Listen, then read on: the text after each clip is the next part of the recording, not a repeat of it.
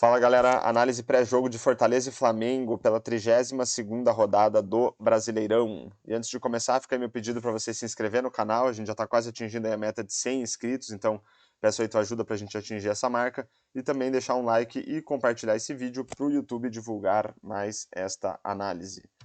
Então vamos lá, começando pelo desempenho recente das equipes, considerando o mando de campo, o Fortaleza aí nas últimas 10 rodadas fez 3 jogos em casa, vitórias sobre Corinthians e América e empate contra o Grêmio, 78% de aproveitamento para o Fortaleza. Já o Flamengo fez 5 jogos fora de casa nas últimas 10 rodadas, vitórias sobre Botafogo e Cruzeiro, empates contra Goiás e Corinthians e derrota para o Grêmio, 53% de aproveitamento. Olhando para algumas estatísticas dessas partidas, a gente vai ver que o Fortaleza teve em média aí 54% de posse de bola, um número mediano aí para uma equipe mandante, e o Flamengo teve em média 59% de posse de bola, um valor relativamente alto para um visitante. Para analisar o desempenho das equipes na construção de jogadas, a gente vai olhar para a expectativa de assistências, que é uma estatística que mede a capacidade que as equipes tiveram de colocar seus jogadores em condição de marcar gols. Para contabilizar na estatística, o jogador não precisa marcar gol nem finalizar, na verdade. A ideia mesmo é ver se as equipes conseguiram só levar a bola até regiões mais favoráveis do campo para a marcação de um gol. Pelo lado do Fortaleza, em média 1,18 de expectativa de assistências por jogo e os seus adversários 0,58. Então a gente veio uma clara superioridade do Fortaleza, apesar desse valor de 1,18 ser um número relativamente baixo para uma equipe mandante.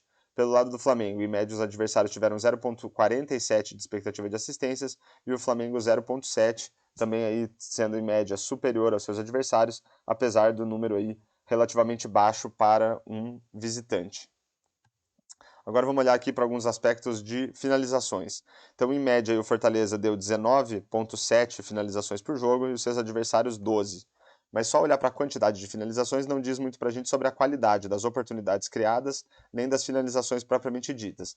Então, para isso, a gente olha para a expectativa de gols, que ajuda a gente a projetar o número de gols esperados por uma equipe com base na qualidade das oportunidades criadas, e a expectativa de gols pós-chute, que vai considerar também a qualidade das finalizações ou a dificuldade que os goleiros teriam para defender essas finalizações. Então, o Fortaleza, em média, teve uma expectativa de gols de 2,22 por jogo e os seus adversários de 1,15. E quando a gente considera a qualidade das finalizações, a expectativa do Fortaleza cai para 1,83 e dos adversários para 1,11. Em termos de gols efetivamente marcados, o Fortaleza marcou em média 2 gols por jogo e os adversários 1,33. Então a gente vê aí o Fortaleza com números relativamente altos em todas essas estatísticas, considerando que era o mandante, e também sendo superior aos seus adversários aí em média. E agora olhando pelo lado do Flamengo. Em média, os adversários deram 12,2 chutes a gol e o Flamengo 11,8, então a gente vê aí um equilíbrio. Em termos de expectativa de gols, 0,72 para os adversários, 1,03 para o Flamengo, então a gente vê aí uma superioridade do Flamengo na expectativa de gols, e ela também se mantém quando a gente considera a qualidade das finalizações, 1,01 para os adversários e 1,36 para o Flamengo. Em termos de gols efetivamente marcados, o Flamengo levou em média um gol por jogo e marcou 1,14.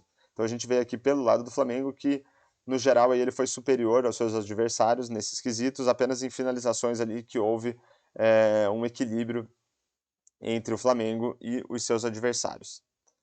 E para fechar a análise, eu trago aqui alguns palpites de resultado para o jogo, mas a ideia aqui não é recomendar nem incentivar apostas, é só a gente tentar perceber como que o desempenho recente, né, dessas duas equipes pode ajudar a gente a entender as probabilidades de placar para essa partida. Então o que eu fiz? Eu simulei 10.000 partidas entre Fortaleza e Flamengo, considerando aí a expectativa de gols no primeiro momento, tanto que Fortaleza e Flamengo produziram nos seus jogos, mas que também deixaram seus adversários produzir, e no segundo momento eu fiz a mesma análise, só que considerando a expectativa de gols pós-chute, ou seja, considerando também a qualidade das finalizações. Então, olhando primeiro para a expectativa de gols, a probabilidade de vitória aqui fica em 43% para o Fortaleza, 28% de chance de empate e 29% de probabilidade para a vitória do Flamengo.